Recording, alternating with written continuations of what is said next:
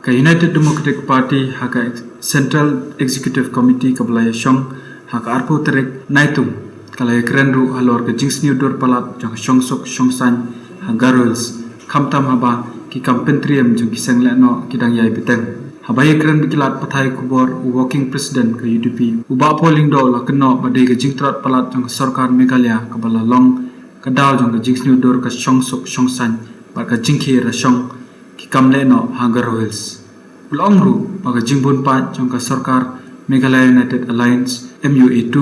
melalam kemat dak Kongres kamdan ke Jingmut nabaki nongelang jongkane ka Sorkar sendrop kimdan man banwat ikilat lenti bante lakam ya ki kamle no bat banwan rak biang ya ka songsuk songsai hakoi kaliang secretary ka UDP badai pet ya ka Garoils u arun en marak ulong ka jingdan kile no kalak tak ba ya ki pat ba ka Garoils ndai ka basosi kalong ba ka Sorkar kamla banle ee marak ulong ka por kala dawa ba ka Sorkar ka de bantung no ya ki siang man khot yakrene sukno ya ka sengle no generally militancy is affected in Garo Hills. We are ordinary people is suffering in Garo Hills, and now present government could not control the situation in Garo Hills. We are Garo people killing each other. They are just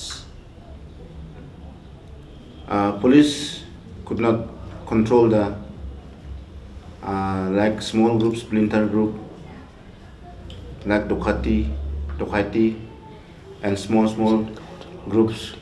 demanding money. Even we could not sleep in the night time. And I hope,